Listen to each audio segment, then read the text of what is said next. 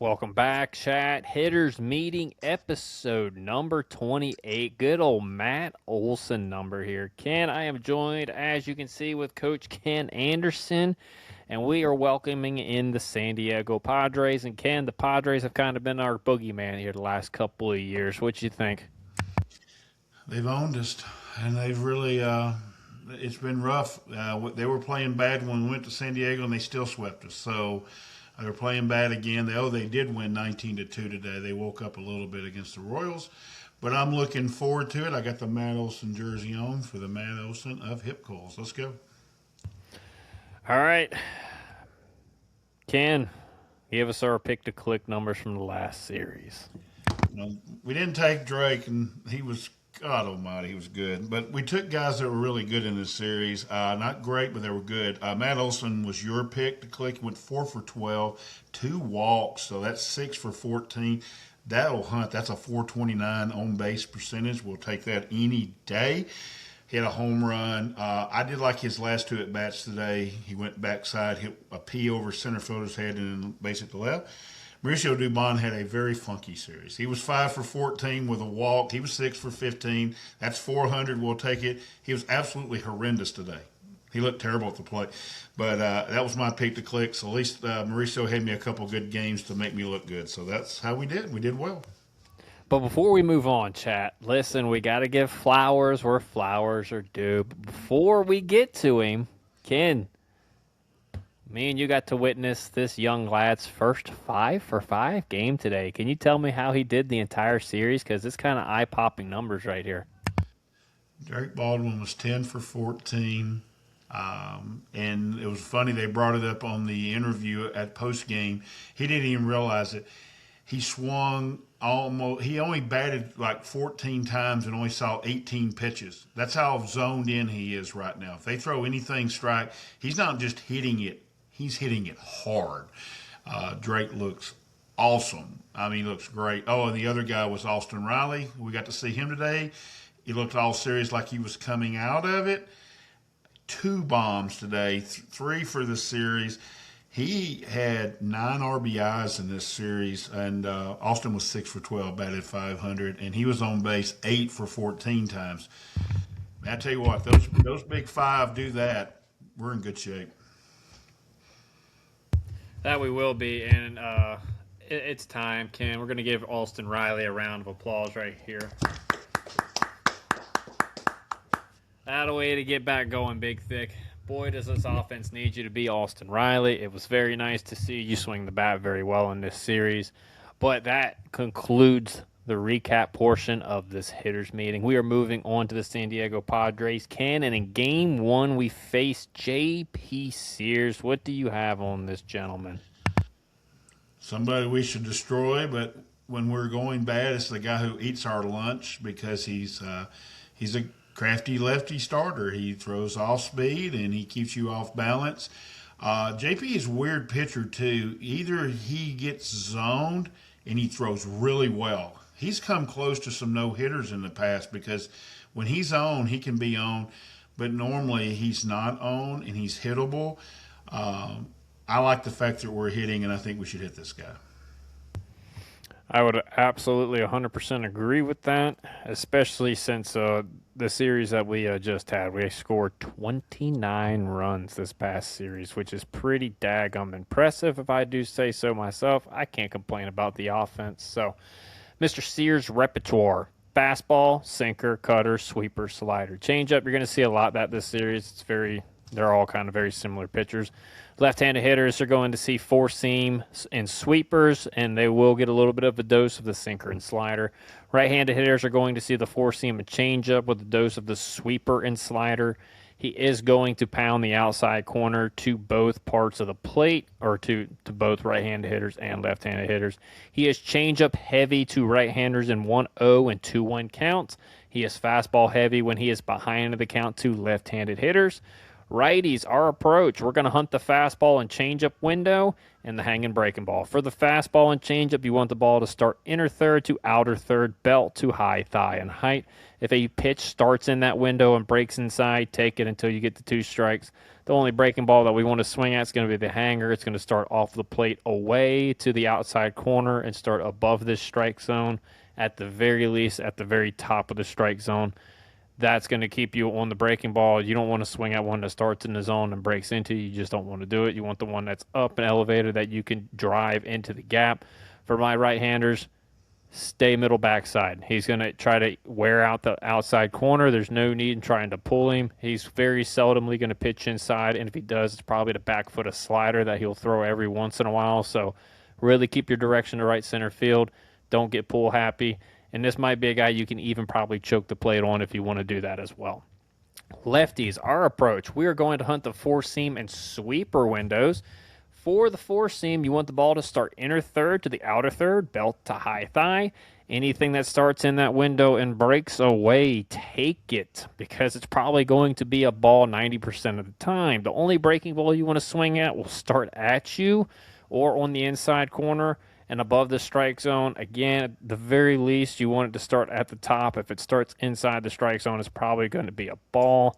So again, keep your direction to left center field for the lefties, because he's going to try to wear out that outside corner. He's going to try to tunnel the fastball on the outside corner and get you to expand on the sweeper. So make sure you keep him in the zone, get the ball up, drive it middle backside, and you should have a lot of success off of J.P. Sears. And guess what? We did that this past series, and our guys had a lot of success, Ken. Anything else you got on Mr. J.P. Sears?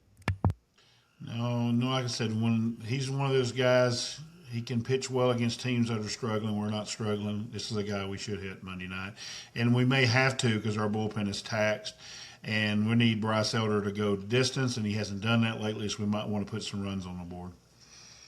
Yeah, it's a good chance that we're going to have a slugfest in game one. So, game two, we might have another slugfest on our hands. Walker Bueller's on the mound in game two. Ken, what do you got on old Walker Bueller? Walker's somebody who hasn't ever reached his potential. Walker always looked like he was going to be an outstanding. He throws the kitchen sink. Because of his arsenal, sweeper, curve, sinker, you got to get him up in the strike zone.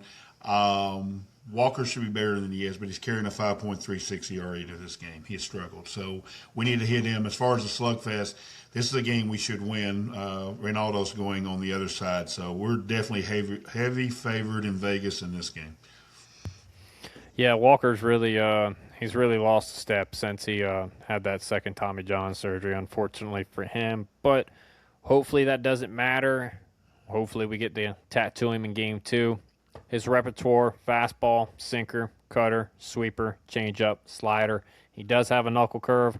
Knuckle curve isn't as common. It's kind of his get-me-over pitch when he needs one, just to surprise the hitter to get a strike. Right-handers, you're going to see 3 fastballs, so the sinker, cutter, and four-seamer, with the sweeper and slider, and again, every once in a while, he will throw the curveball. Lefties, you're going to see the entire kitchen sink minus the sweeper, so that's about the only pitch you won't see. Righties, our approach, we're going to hunt the 3 fastballs and the hanging breaking ball. For the four-seam, sinker, and cutter, you want the ball to start belt high to high thigh, inner third to outer third of the plate.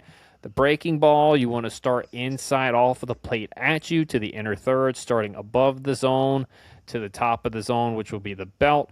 Keep your direction to right center field. He's going to try and wear out the outside corner, and he's going to try to get you to expand with the sweeper, with the slider, and with the cutter.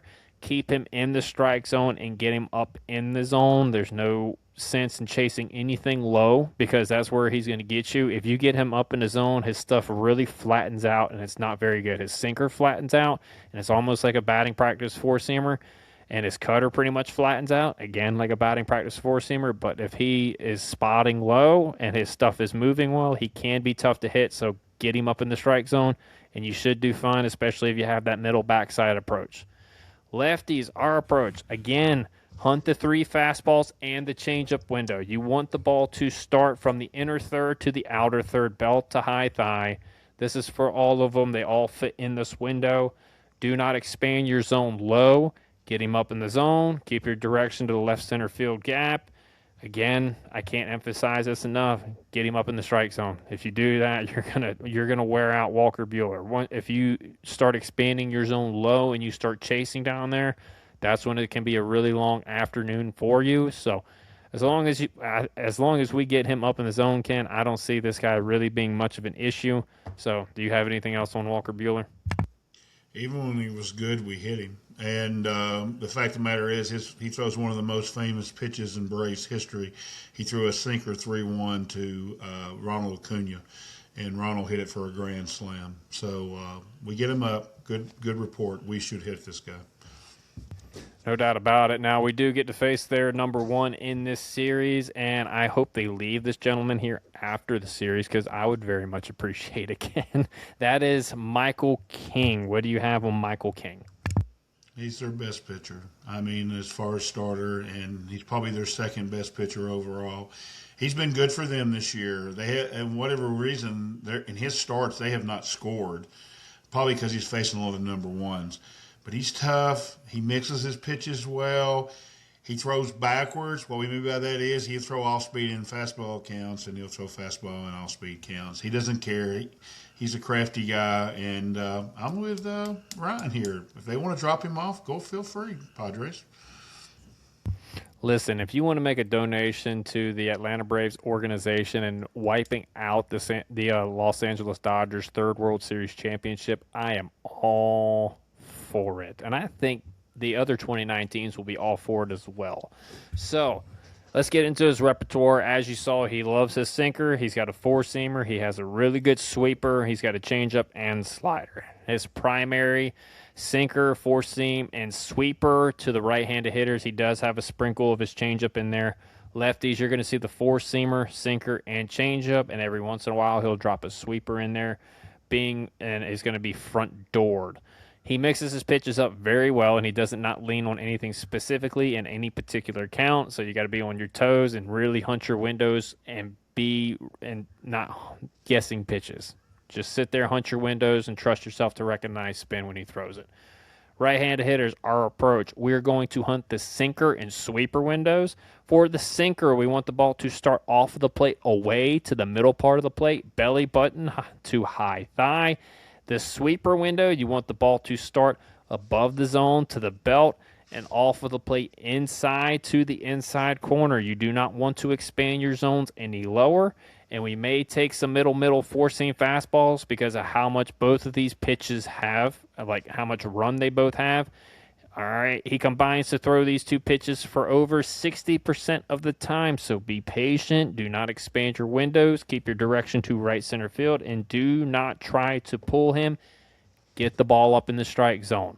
So, okay, if you guys see them taking middle fastballs that are four-seamers, don't be upset because they're probably thinking it's going to be the sinker that's going to run in on their hands, all right? Or it's going to be the sweeper that's going to sweep way off the plate. So you're going to see some four-seamers taken right down the middle, and that's okay. It's part of the approach. It's part of the game plan.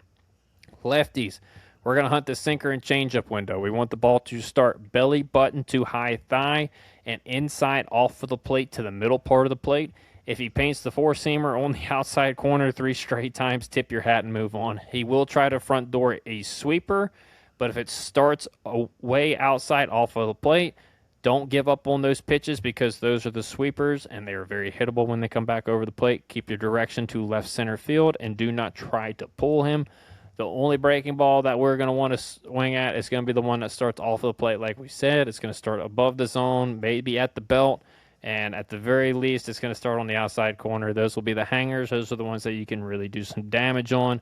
But other than that, Ken, I don't have anything more on Michael King than get him up and don't swing at anything low or off the plate, which is going to be tough because he's got a lot of run on 2 of his main pitches. You got anything else? The only other thing is they are starting 2 pitchers who are struggling in Monday and Tuesday's game. If you can work the count on Mike, which is hard, he throws a lot of strikes, but if you can somehow work the count and get his pitch count up, that could benefit us in Game 3, just to get him out of there as soon as possible because their bullpen could be taxed. Yeah, and their back end's nasty, as you're about to find, as we found out earlier in the year, unfortunately. But in game 4, Ken, we have another one of their struggling starting pitchers. Man, that's kind of a theme with this team. I feel y'all's pain, Padre fans. We understand. Griffin Canning is throwing in game 4 for the Padres. Ken, what you got on Griffin? Statistically, he's the worst starting pitcher in the National League, and he's really struggled. Um, this is one of those you look at Vegas, and it looks like a setup. Chris Sale's going to throw for us, maybe one of the arguably the best pitchers in the National League against the worst pitcher. This reeks that San Diego's going to pull an upset. So let's go ahead and hammer this guy and make sure that doesn't happen. I agree. Nothing more would give me joy than us hanging a 10 spot on Griffin in the first 2 innings. So Mr. Canning's repertoire, he's got a four-seamer, a sinker, cutter, sweeper, changeup, slider, knuckle curve. So basically he's Walker Buehler with the pitch repertoire. He just doesn't use it the same, and I think that's why he's not as good. I mean, Walker's not much better, but he's better than this. Right-handed hitters, you're going to see the four-seamer, slider, and changeup, and every once in a while he'll throw a sinker in there. Lefties, you get the same pitch mix, but you don't have to worry about the sinker. His other pitches get mixed in very sparingly, like they're all right around 5 to 4%. Like none of them really stand out. He doesn't use them a ton. He'll just throw them in there every once in a while. He's going to live on the outside part of the plate to the right-handed hitters. Lefties, you're going to see a changeup within the first 3 pitches. So if you want to sit back and sit changeup those first 3 pitches, be my guest, because you're probably going to get one of them in the first 3. Right-handed hitters, our approach, we're going to hunt the four-seamer, sinker, and changeup window, and, of course, the hanging slider. For the four-seam, sinker, and changeup, we want the ball to start outside corner to the middle part of the plate, belt to high thigh. Anything that starts in this window and breaks away, take it. The slider, we want to start at us inside off of the plate to the inside corner above the zone to the belt. Keep your direction to right center field. Don't expand your windows. Again, he is going to try to wear out the outside corner and get you to expand on the slider or the sweeper that he does have. So keep him in the strike zone, get him up, and you should do just a lot of damage against him. Lefties, we are going to hunt the four-seamer and changeup window, and, of course, the hanging slider. For the four-seam and changeup, we want it to start inner third to outer third, belt to high thigh. The slider, we want to start away off of the plate to the outside corner, above the zone to the belt. Again, keep your direction to the middle of the field. Don't get pull happy. And again, get the ball up in the zone, and you should have a lot of success. And make sure you're just throwing strikes. I mean, that's the biggest thing with any starting pitcher. Make sure you keep them in the strike zone. Make sure you're hunting your windows and you're not expanding your approach to try to do too much. And you're probably going to have a lot of success off a lot of these guys this series. Ken, that is what I got on Mr. Griffin Canning. Do you have anything else? He's worst statistically starting pitcher in the National League. Let's not help him out and make him better than he really is. 100% agree, and it's going to be important for our offense to get leads within the first few innings because this bullpen is really good, and they got a two-headed monster at the back end that we saw the last time we were out in San Diego, so hopefully we don't see them as much. And Ken, one of those monsters is Adrian Morejon, which I would be okay if they left him here as well. What you got on him? He's difficult. He's one of those that you ERA guys will show that his ERA is up this year. Forget about this. I got to be like one of the kids here. His underlying metrics is he's one of the best relievers in baseball. He's very difficult. We better have the lead because these two guys on the back of the bullpen, it's hard to score on it all. Yeah, he's been really good, so don't let the stat line fool you. He has, as you can see right there, he has nasty stuff. He can shut you down on any given day.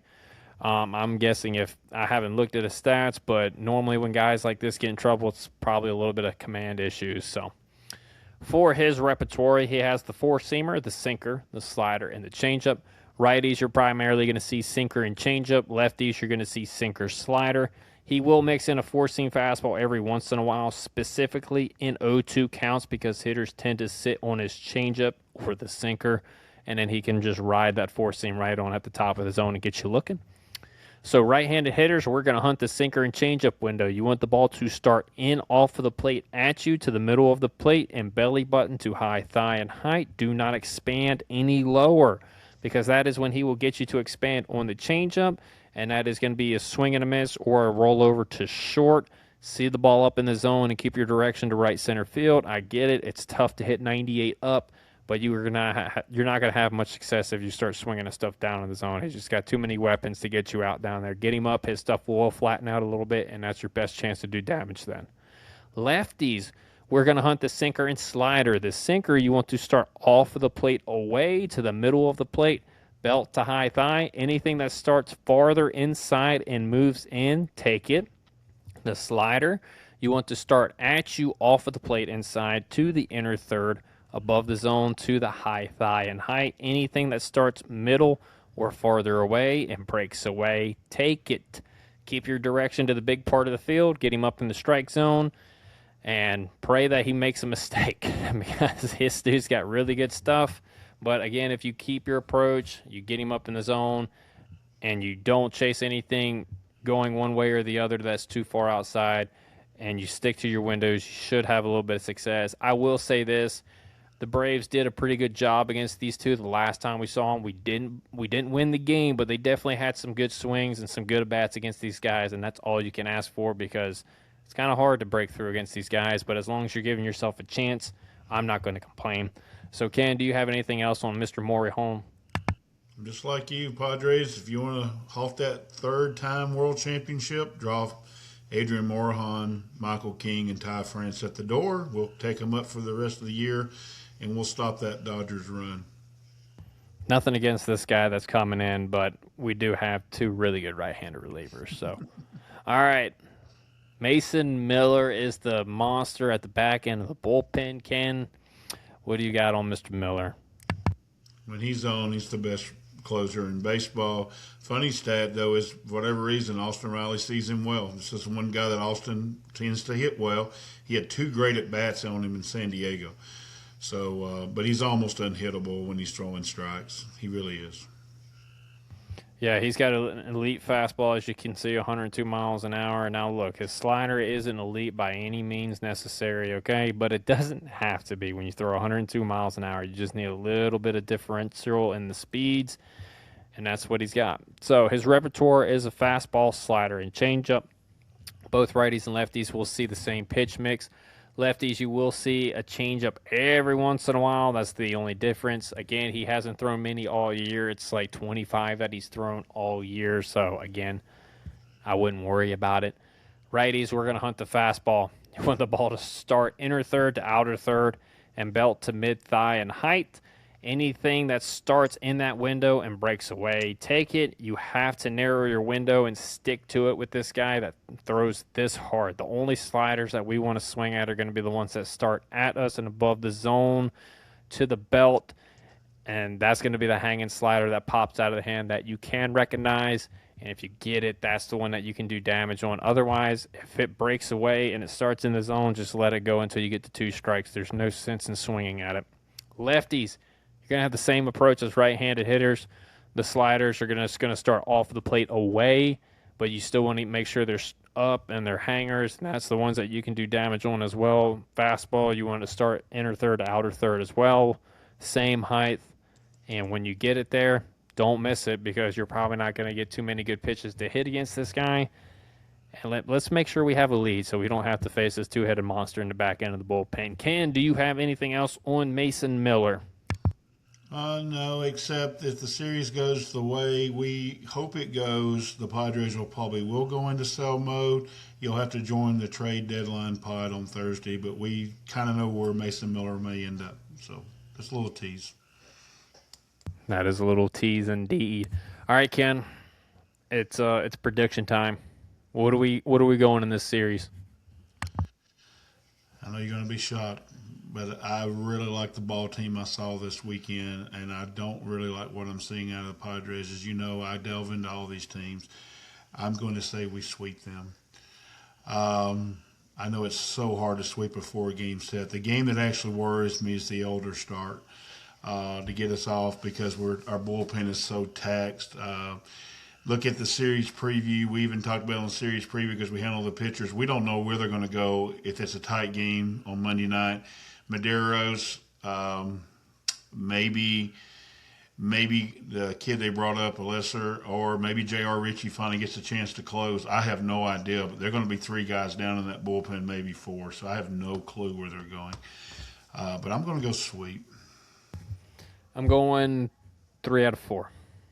I like us winning 3. Look, game 1, if we're gonna win, I'm just gonna keep it a buck with you, chat. We're gonna have to blow them out of the water. The offense is gonna have to offense that game. You can't rely on the pitchers because we got taxed the last 2 games in Texas, and we should have swept. But that's for another time.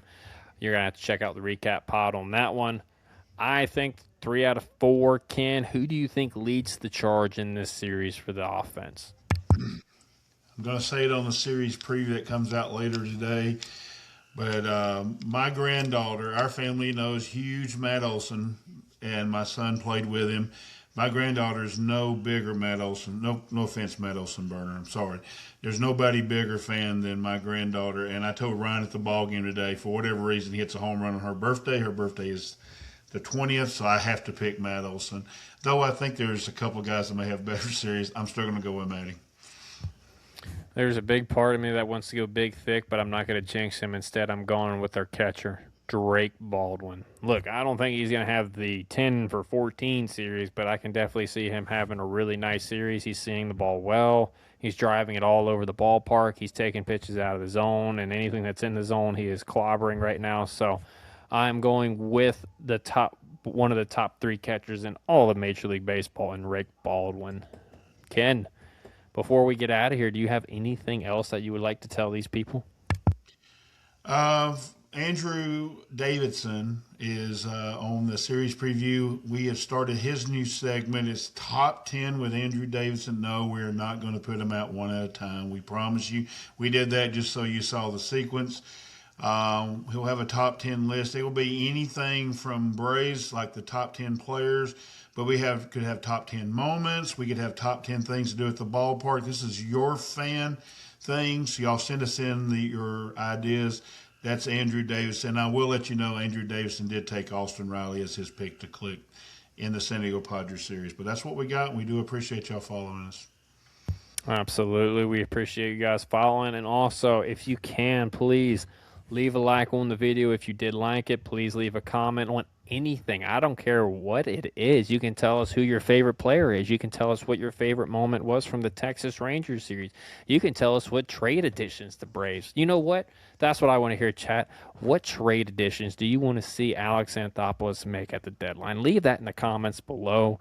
And please share this with all Braves fans that you know and try to help us grow, because if we grow, we can spend more time doing this and give you guys more content if you like it. If you don't, you don't have to, That's the great thing about America. You get to choose what you want to do, what you don't want to do. So, with that being said, Ken, I think we're out of here.